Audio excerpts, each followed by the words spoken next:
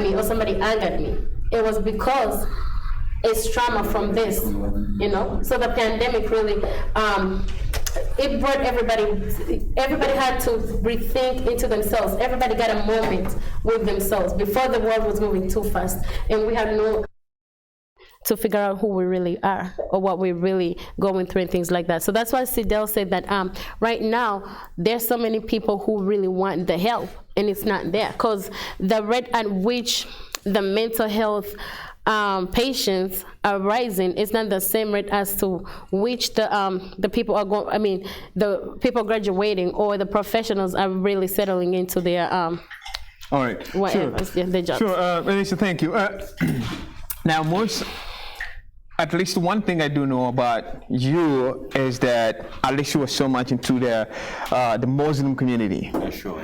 And then should we assume that this mental health issue or problem has somehow impacted the Muslim community? What do you hear from the people who have come to talk to you? As I'm sure you'll be like a coordinator in that area. The Muslims who come to maybe the mosque to pray. What are they saying about COVID-19? Yeah, sure. The Muslim community in Boston, they have activities. Normally on Friday, there are 2 Jumas, one in Waltham Mosque, one at the Juma Luganda. Then there's the bi-weekly halakha by the Muslim youth, whereby the community always meets to improve on their socio-economic setup. Right. It uplifts them and they get to know each other and advise each other. But with the coming of COVID, everything was sort of had a setback. Halakha was not possible because people had to social distance. Jumas were difficult. The prayers, people had to pray in Waltham Mosque. They would pray in shifts. Right. So with that, there came a team of the committee by that time, Kasim and Isma, they divided the Zoom halakha, where you could log into on Zoom and reach out to people who are preached and preachings were done via the Zoom, and it helped uplift the community and their mental health, and they advised how to go through the COVID system and era. But of late, with the system being opened up, people have begun praying. They go back to the mosque, they come, they meet for the halakha, the bi-weekly halakha, where they come and they pray their religion. And also we've introduced a medical camp during the halakha, so that people can be taught about COVID, about washing their hands, about gloves, about masks, about the elements you get after COVID with the nurses we have. So that's the process we are taking to post-COVID. All right, sure. I want to thank you so much, gentlemen and lady. Daniel, I'll bring you in. Now that we've heard about mental health and how the situation was during COVID-19. We still have a little bit of COVID-19 going on, right?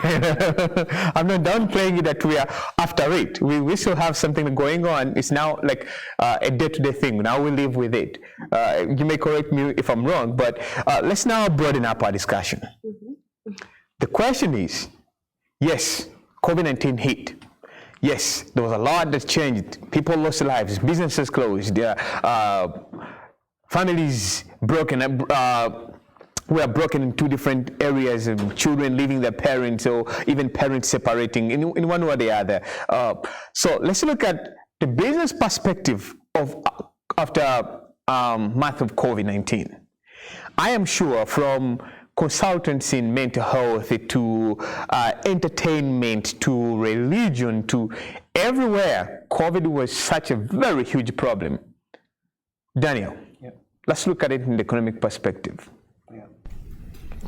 Today, when you look at how the situation is, what impact did COVID-19 put out there in our communities? Not just Africans, I'm talking about the diaspora community, and of course, the society, white, black, yellow, green, everybody's affected. So what impact do you think? Yeah, for me, I'll look at it more on the economic side. Not only here in America, but all over the world, a lot of countries had to close or shut down their economies. People had to either work from home or be locked down at home. And then this kind of gave government the mandate to take care of the people that it had told to stay home. So here in the United States, they passed a policy whereby people were supposed to get money, stimulus checks. So, and because businesses closed, a lot of people lost their jobs. So that policy also gave a way for people who were unemployed by then, which was a high record since the Second World War.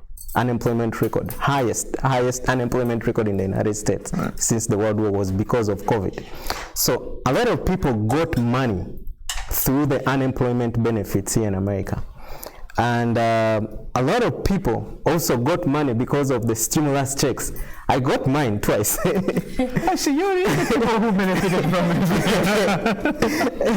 from the COVID. You were not affected. You got money out of it. Yeah, but later on we are paying the price for that because right now there's a lot of money saturation in the economy, which was a result of the current inflation.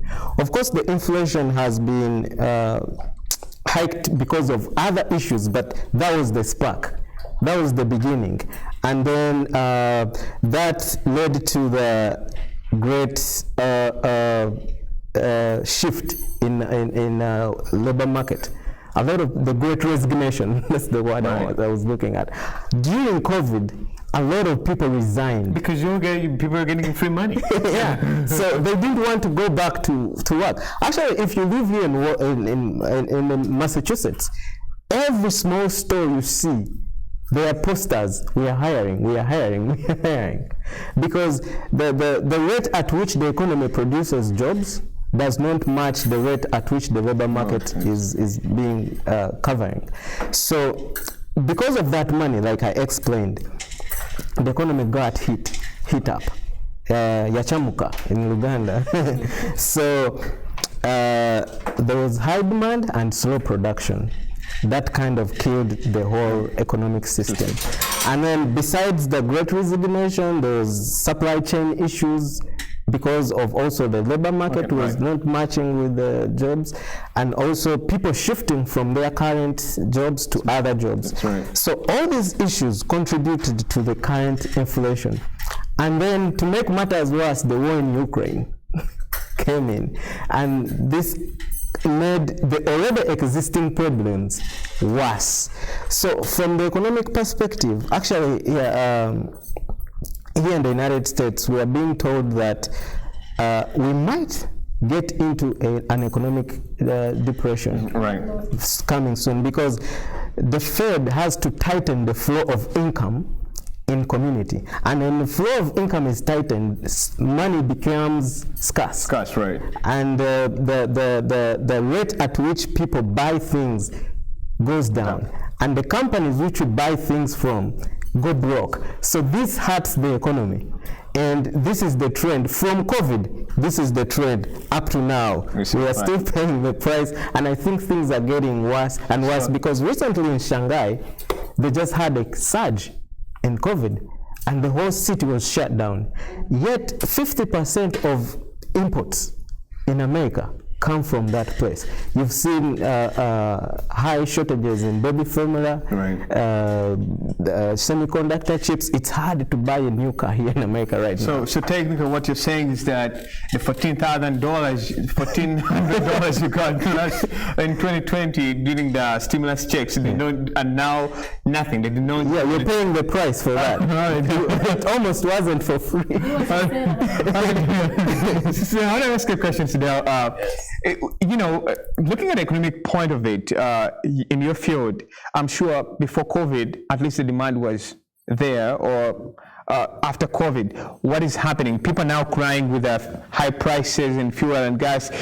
So do you think people need more demand for your services, for example, to just know about mental health? And do you think they should spend that money to go and find for those services or not?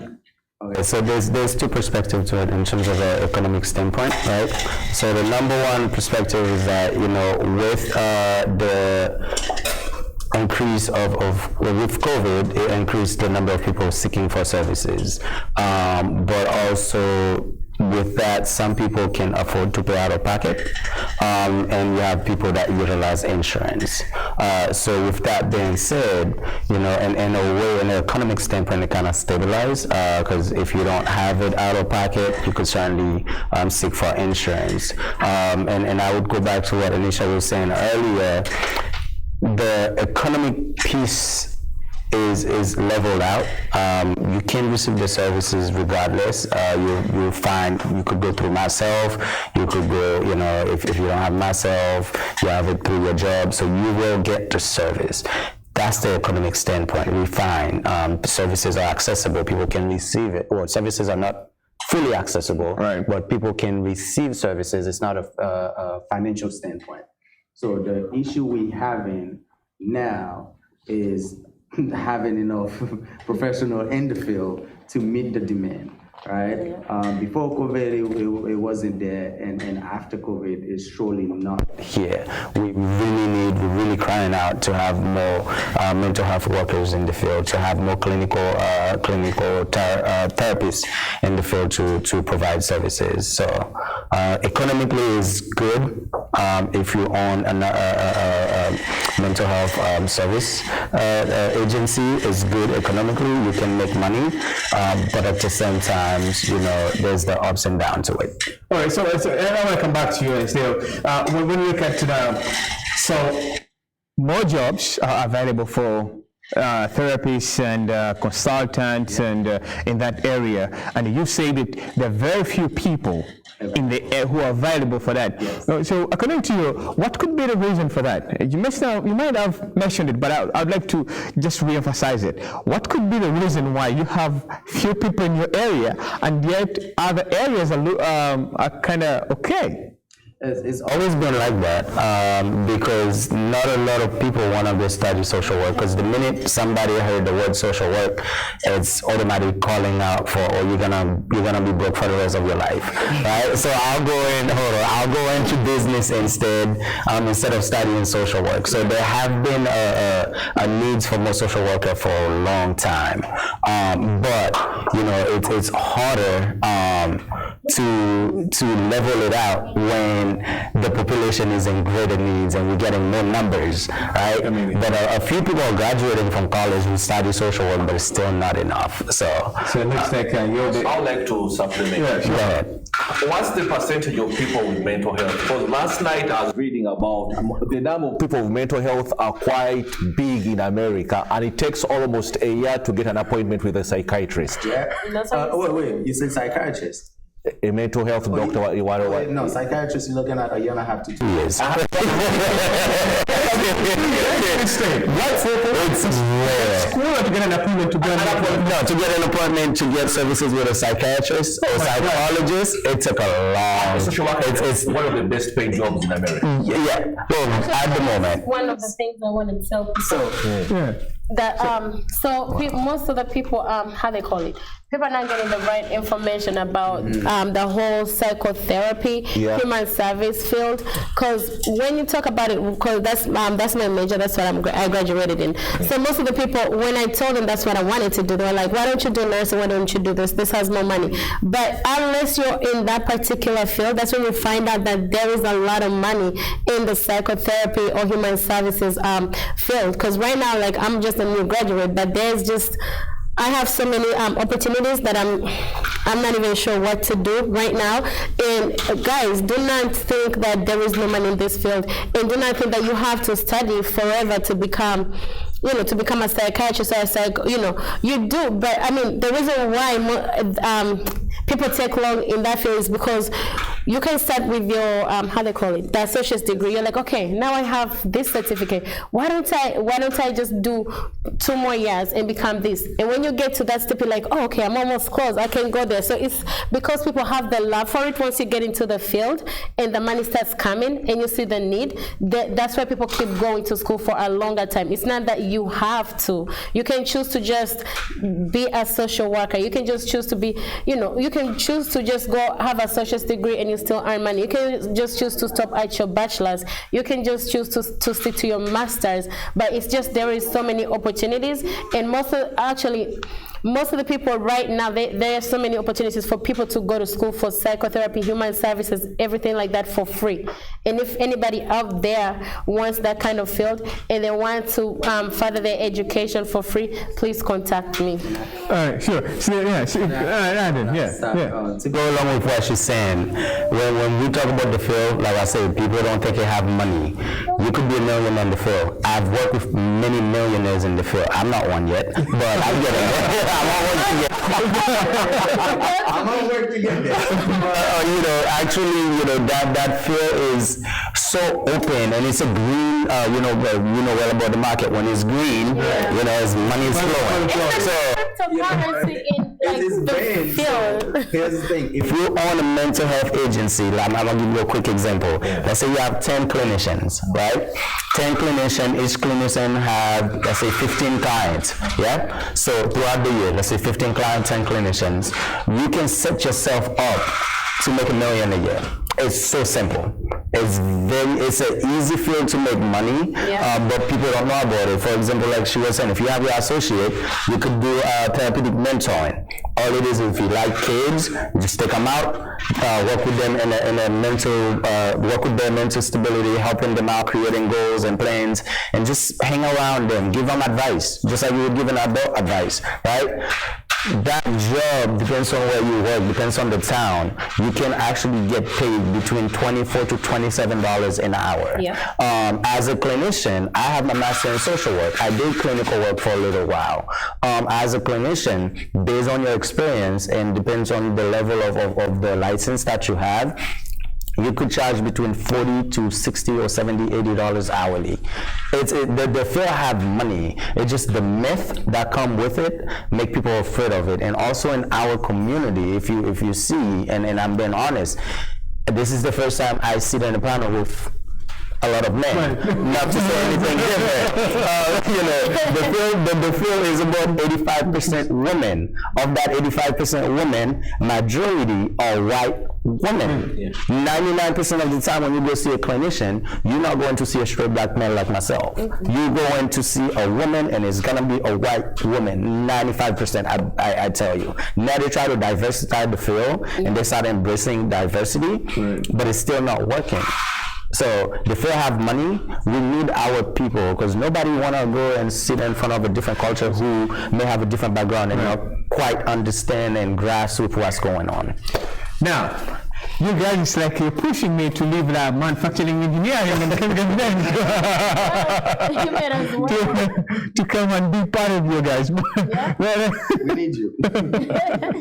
So when I ask the question, actually, just a little bit, I know we're dragging on it, but so in every field that people are in, they need human service worker or anybody in that field, social work, they're needed. So most people may think, this is one advice I want to give to my people out there. Everybody who is doing asylum, right? Your lawyer may not help your case as much as a social worker is going to help your case. Most people, they tell them that, when you get a social worker that, or they're going to put you on medication. Social workers do not put you on medication. They help you figure out your situation. So a social worker will give you step by step to build your case much better than a lawyer, because a lawyer cannot help you build your case. They'll just build on what you give them. So I want people out there, anybody who's doing asylum, please make sure that you do get a social worker. Get somebody, they'll help you build your case really well. Yeah. All right, now that's interesting. Now, when we talk about money, we may have a problem, but money is a solution to many of our problems. So that's interesting. But let's look at this. I wanted to drag you back a little bit to all of you. You said it takes me 1.5 years or 2 to have an appointment with a psychiatrist or a psychologist. Do you guys have an idea what caused that? Is it because shortage of psychiatrists or what? So it's the shortage of psychiatrists, that's number one. And also there's a large number of individuals seeking for psychiatrist services.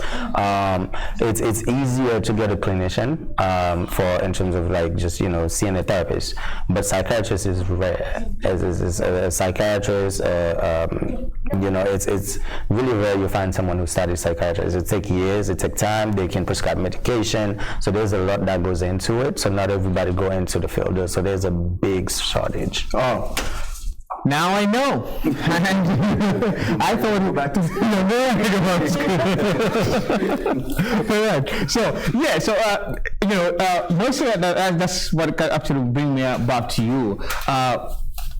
You and I'm sorry, but I'm going to focus on the religious point of it from your side. Yes. And here's the reason: because you guys have too much access to the people, right? And then when you look at how COVID-19 has been in the lives of many, you guys, pretty much apart from these mental health experts, you have too much access. Actually, somebody can open up to you than the world to an expert sometimes.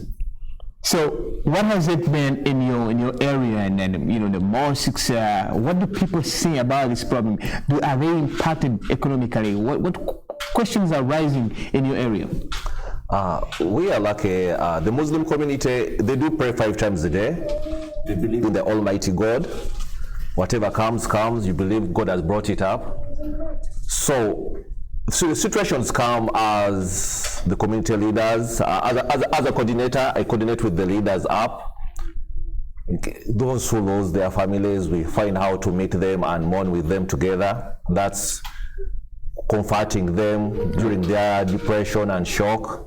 Those who are impacted with shortages here and there, we try to connect with Anisha and come to Africano and get some stuff here and there. Those who have medical alignments, we take them to school. We work as a community because we have a community support. We have New England, we have Muslim youth. Every organization has a particular aspect which it works in. So in one way or the other, the community is uplifted. In case you die, we find a way how to bury you with honor and respect, and you're buried and all repatriated back home. Those who want to go back to school, we find a way how we negotiate a way how to see you go back to school. But and we have a lovely sheikhs who teach you and guide you with further religion and tell you, such a situation, handle it like this and that. Believe, have faith, pray 5 times a day.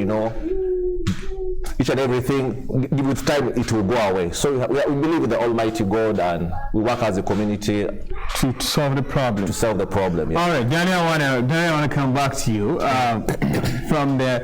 I think in our discussion today, and then of course many of our viewers out there, they've really started seeing money in different directions. I personally look at money through media and manufacturing because that's my area of operation.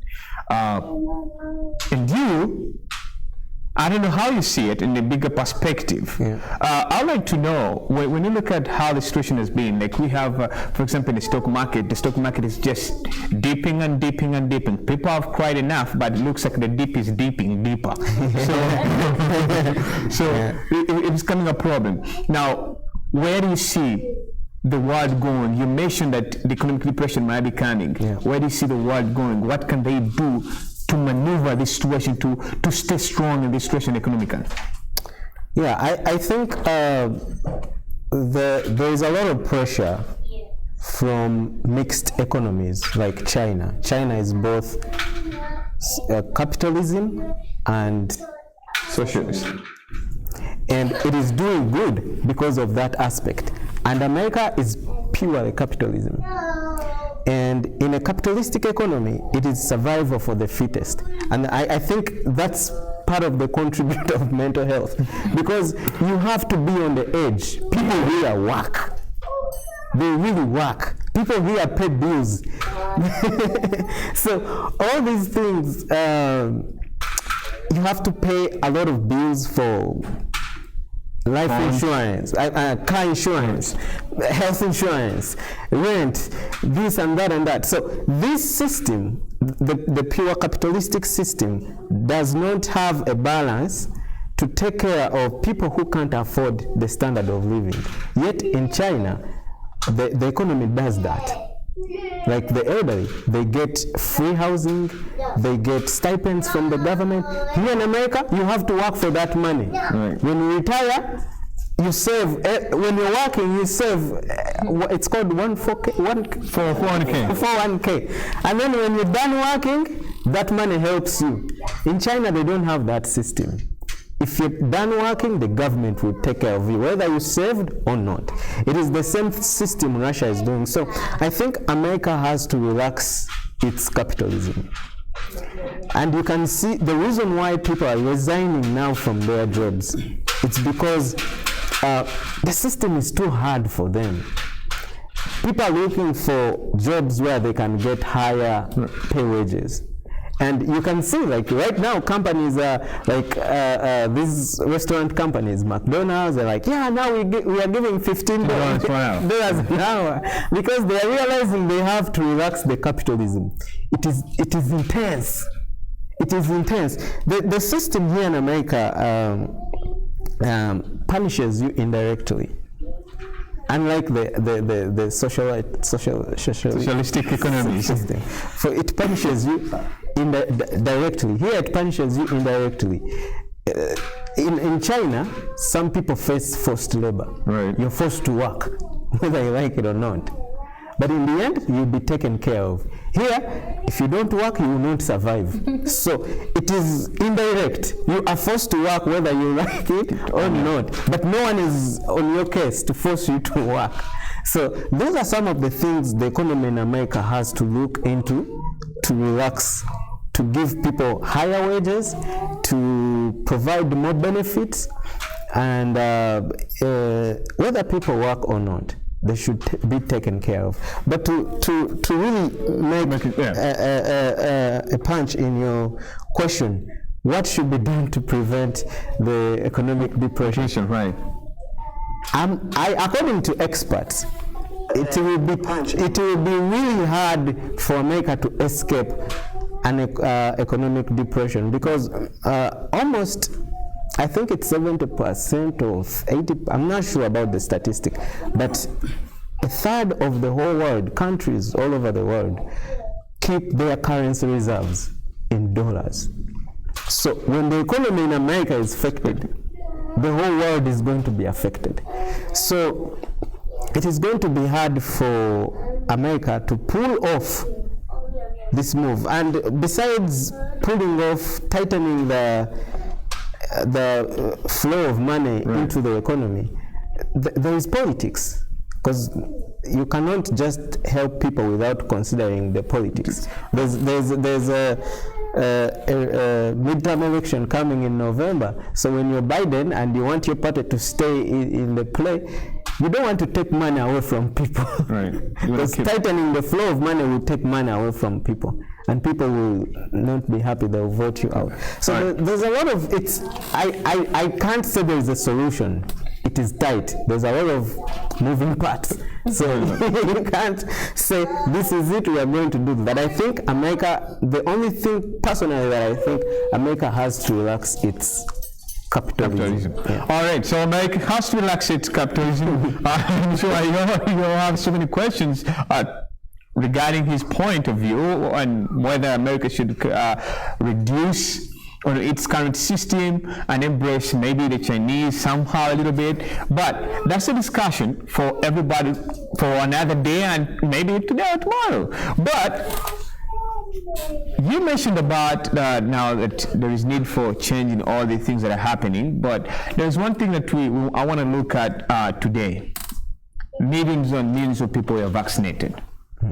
And there are hundreds who say, I'm not going to be vaccinated. They had the valid reasons according to them. You could be the one who's watching us right now. You said, I'm not going to be vaccinated. I don't want to die because I don't believe and I don't trust in this vaccine they're giving us. First of all, the religion doesn't allow it. Or, religion in terms of your faith according to what somebody's thinking. And then another one will be like, oh no, I don't like those, needles into I don't want anything into my body. So there are a number of other things that I like, and I'll go straight to Sidel. Sidel, I'm sure you've reached out, you've talked to different people, and I'm sure you've heard about people say, vaccine is not my thing. Why do you think people do not want to be vaccinated? I think it has to do with a trust in the medical field. Because from time to time, what we realize is in the medical field,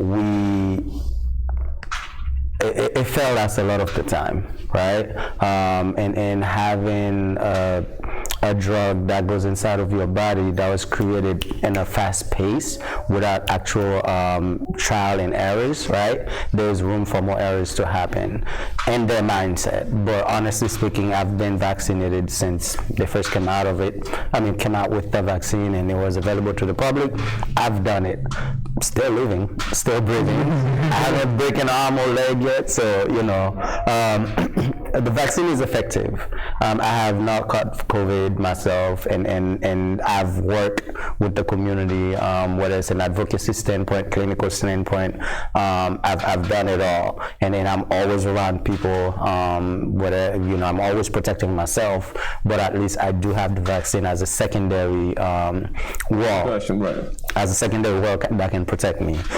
So people have their own reasons, but however, it is effective and it's helping. It's not going to kill you, especially for people who have pre-existing conditions. It is necessary to take that vaccine because that helps you in the long run. It might not protect you from getting COVID, but it will protect you from death anyway. Sure, and that's, I think I'll pose the same question to Anisha and Musa. You guys are always in the communities. I wouldn't say that I'm not in the community, but I'm not there, to be honest. So you guys are always in the communities. Snell gave us from the professional point of it that why people are not vaccinated. So you guys in your communities where you live mostly, what are people saying? What are the reasons why your friend, your sister, uncle, brother doesn't want to be vaccinated?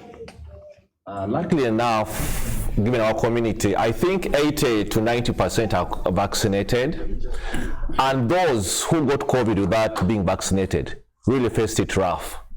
Some passed on, may their souls rest in peace. Others have permanent ailments, they have breathing problems, they have kidney problems, they got blood clots, have breathing problems, heart problems. And those who are vaccinated have gotten COVID. COVID has been easy on them. Right. So that's what I can say. So I would encourage everyone to get vaccinated, which is a good thing. Even though COVID comes back, it won't be as severe as the person who didn't get vaccinated. You'll be protected. You'll be safe. Because today in the morning, as I was having my breakfast, one of my elders who I normally chat with told me he has had COVID, but he got his vaccination and his booster, but it was easy on him as compared to those who got COVID without being vaccinated, who had much more pain. So I encourage the community to go and get vaccinated and get the boosters. It's safe, it's good for your health. Anisha, I want you to give me, first of all, from the women perspective. I'm not trying to be, you know how they always say, if you say woman, or man, I'm not going there, but just from the women perspective, what do you see, what do you hear from the community? So from the women perspective, most of the women did get vaccinated, but a few women did not get vaccinated because they were told that the vaccination messes with your fertility health, and no woman would want anything that's going to mess up their fertility. Procedure, because we want to have them kids. So some of the women, however, there is no health fact about that. CDC denies it. I don't know. But in general, I've seen most of the people who do not want to get vaccinated, these are people who work in the health industry, believe me or not. And the reason as to why some of them, and what I'm saying is, I'm not telling people that do not, if this is up to you, you want to go get vaccinated, you don't want, it's up to you. Anyway, so most of the people who work in the health industry, they chose kind of not to get vaccinated because there have been so many times whereby vaccinations have been tried on the minorities. So that's why people are like, no, we want to first see these other people get vaccinated, and then we get vaccinated. And then the other thing is, most people in the health industry, let it be CNAs, home health aides, nurses, all the way to doctors or whatever, they've taken care of people who had COVID and they never got it, regardless of their status of being vaccinated or not. And the same goes to, they're talking about boosters and everything. They're people who never got the vaccine or who never got any of the vaccines, and they still got minor COVID, or some people never got the COVID at all. So it's because, it's because of what the people they have seen. I know Moses has said that most of the people who get the vaccinations, they have it later when they get the COVID. It's no guarantee, Moses. I've seen people who did have the boost, who had all the vaccines, and their COVID is severe, and they've gotten it like twice. And I've seen people who do not have anything, and either have never gotten COVID at all, or when they got the COVID, it was later on them, and they never got side effects as well. So at the end of the day, I don't know what to say, but it's to each his own in this. All right, so now that drives me to this point. We've talked about we've talked about the after effects. The big question is, are we still living with COVID-19? Yeah. Yeah, of course. It's here to stay. So if it's here to stay, I think that addresses what some of you guys have said, do this, do that to avoid COVID-19. But before we close this entire session, I want to go back to the financial perspective of all this. And the reason why I've made this discussion to be in and out from different areas is because this is a normal discussion. We don't want to be on a script. Mm-hmm. We want to just have understanding and talk to the community out there, hear from them. We send a message, what we know, what we've had. So I'm one person who didn't know that I have to wait for 1 year to go and meet a psychiatrist. By default, now. I know, right? By default, just make your appointment. Just in case you need a psychiatrist next year. So if I need one in 2030, I have to start the process now. That's very interesting. But could be a reason why you, who maybe was thinking about becoming a lawyer, and you had maybe the knowledge to being a good psychiatrist, maybe this could be a reason why you should go out there and maybe start digging deep on finding some research. And if you maybe wanted to be a mental health expert, you could be that person, because the demand is too high. People are so sick out there, and you know them, but you pretend. So we don't want to take chances in today's world. But so would you have another word you want to say before my producer is saying that maybe you can end the show? So yes. What's your last word? My last word, I know, honestly, in our community, there's a tendency in terms of how we think of the mental health field. Whenever someone hears the word social worker or a therapist, what goes to mind automatically in the Black and brown community? Automatically people think, oh, you must be crazy, you must be this, you must be cuckoo, right? But honestly speaking, as a person who's seen people, I also have my own person that I see. The reason why it's just, we encounter issues every single day. Right, we go through trauma every single minute of the day.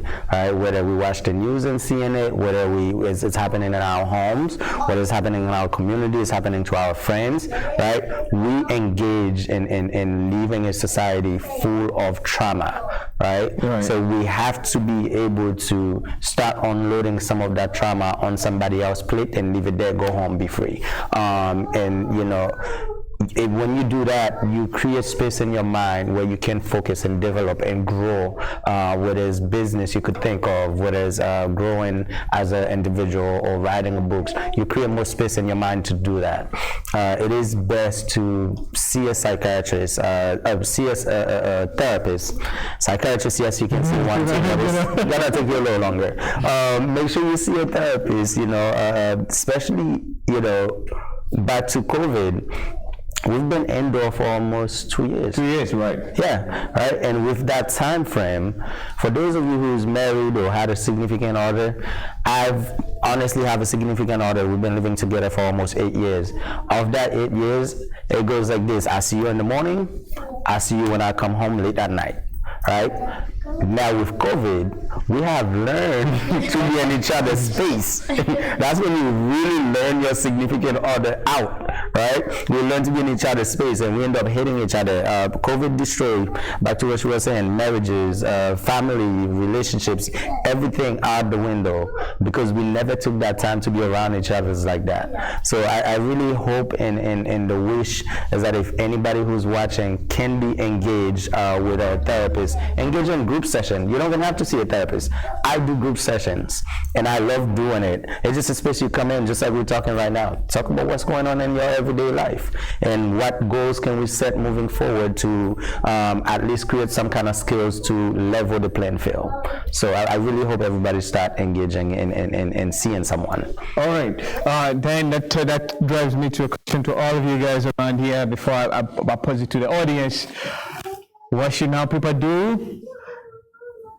People should go back to their churches, should go back to the mosques and pray. It's healthy, you meet people, it soothes you. You have the words of counsel and worship, so they should go back to their houses of worship. Go to the church, go to the mosque. That's my... So God is going to solve their problem with So what should people say is, so all of us, like I emphasize, we all have mental health issues. It's just the scale of what you're on. And sometimes you may not know that you do have a mental health issue. You may be struggling with something and you may not know. Like I can give a personal thing. I do have ADHD, but I did not know that until last year when I took the class. I took I forgot the class that I took, but I took one of those psych classes, and that's how I was able to self-diagnose myself. Because I used to tell, I'm a person my brain is not stimulated a lot. For those who know me, I sleep a lot. I love to sleep. So That's depression. No, it's not depression. It was because my brain was not stimulated, and it was because of the ADHD. Motivation. Yeah, so that's to the lower spectrum. And now I had to be on medication so I can have a stimulated brain and be more active. So I did not know that. That's what I'm saying. You may not have ADHD, you may have anxiety, you may have depression, and everything really needs to be dealt with. It may be alcoholism, it may be this, it may be that, So we all have to sympathize with each other, and we all have to be true to ourselves. You may not have to tell me what you're struggling with, but be true to yourself. And once you're true to yourself and realize what you have, that's going to help you seek treatment, And most of us, when we talk about depression, anxiety, when we say it in Uganda, right? Sometimes it's anxiety. You're like, it's anxiety. But just because you don't know what anxiety is, so you may never know. So let's try to read more about mental health, familiarize ourselves more with mental health, and let's socialize more. One thing I want to, I realized with the Ugandan community, there were so many people who never like to socialize. But during COVID, they realized how great it is to socialize with your community. They realized how great our community is. So that's one of the benefits of the pandemic, kind of. But right. Yeah. So. Sure. Daniel, your final word, and what should people do economically? Sarah mentioned about, and I think Anisha also mentioned it about broken marriages and all of that. And then you know what? I felt like we needed to have another discussion about this issue. Can I say, I actually run marital groups, or just relationship groups in the community. Yeah, tell them how to find you. We all need, everybody needs a Sidel. I'm so lucky. I have a Sidel in my life. So, yeah, Sidel, tell them where to find you, how to find you. So you can find me on every social media at a New Lens Consultant. My website is also a newlensconsultant.com. And And with that being said, you know, I run different groups in the community. I run relationship groups where we try to rekindle things and make a connection, reconnecting with each other. I think that's a piece that's missing, whether it is to spice things up in the relationship. You know, we try to engage in that notion of it and really start learning about each other. I run mental health groups as well, substance abuse groups, all in the community. So it's just an open flow where you can be more open, and it's also create that, you know, a connection, that social connection is also intact with it. I also run groups in, you know, whether it's physical health, healthy living habits, Right. which is very important if we're talking about mental health. Usually when we talk about mental health, they think it's up here, but the whole physical sense have to be in tune, have to be connected. Going back to spiritual and the mental health piece, that's one of the things that we learn. You have to be connected spiritually. Whether you go to church or whatever you believe in, that spiritual sense have to be intact alongside with the mental piece and looking at the physical side of it too. So, you know, I've run all type of groups, and I have a great groups of partners in the field that I'm connecting with. So I am open. We are mobile. We travel anywhere and everywhere. We do virtual services as well. As much as I do group, I do individual as well. So people can connect at newlandsconsultant.com, or you could just call me at 781-866-3191. All right. And also, one thing he forgot, we're also coming up with we're working on a retreat, so it's coming in the fall all the way through winter, so you guys do not have to be lonely. All right, so that sounds good. Then you'll find your final statement on the financial point of it. Yeah, I also want to talk about one piece that I didn't get a chance to comment, that why people are not allowing to get vaccinated. Here in the United States, there's a lot of propaganda, especially on TV. Are you referring to mainstream or just even mainstream media? If you've lived here in America a while, you can see each TV station aligns to a different political view. So there are some TV stations that deliberately put out information there to discourage people from getting vaccinated. But the fact is, people have to follow the science, because the science explains everything. Right. The news doesn't explain the details.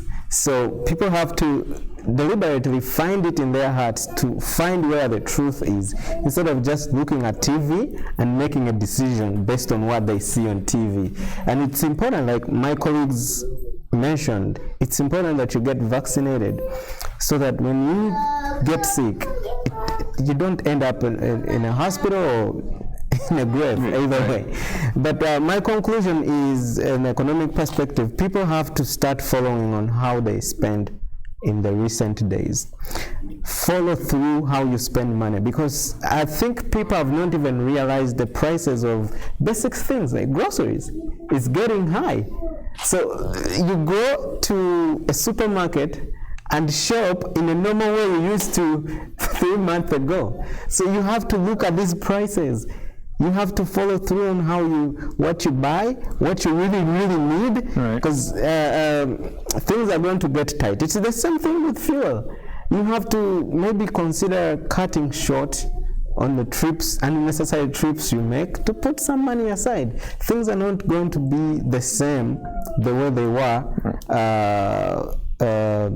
a couple of months back. Things are getting worse, and with the war in Ukraine, the food prices are hiking besides the fuel. So for me, the advice I would give people, think through before you spend, or consult a financial advisor before you spend on bigger things like buying a house or a car. All right, guys, I want to thank you so much. A number of things that I've learned from here today. I've learned about marriage. I think we're going to have another discussion on that.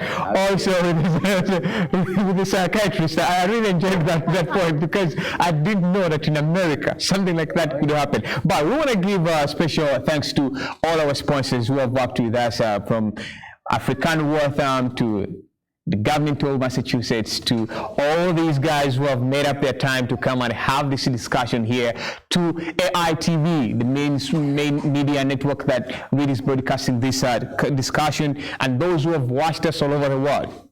The point is, what do we have to remember? COVID exists, and we have to accept that it lives with us. We have to accept that regardless of the challenges we face every day, we have a solution. We are the people. If you're not vaccinated, go and do something. Because if you get the COVID virus, it could be your sister, your mother, your uncle, or even your colleagues at work that will be affected. Remember that COVID boosters do a greater part in solving the COVID problem that we face. The earlier you act, the better we can solve the problem. And to all my panelists today, I really want to thank you so much, because you have made this discussion very interesting, entertaining, and informative. Now, to our viewers, you may be wondering, why are we hearing kids in the background? It's very interesting, because you may think that this discussion was more about people who are 20 years, 30 years and above. Well, I'm glad to inform you that within our audience, there are babies, there are those of 5 years, 10 years, 20 years. It could be a baby of 90 years too. But we want to thank you so much for being part of this discussion. And like we said, maybe we need more discussions about like this. Discussions about marriages, discussions about mental health, discussions about our economic situations. You may be a stock market expert, but somebody else is just an entrepreneur who has the knowledge you need.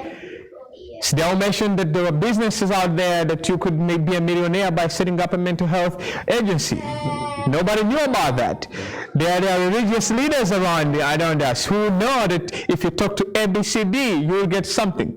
Be rich, stay safe. Thank you for watching AITV. My name is David Rubora. See you again next time. Have a good one.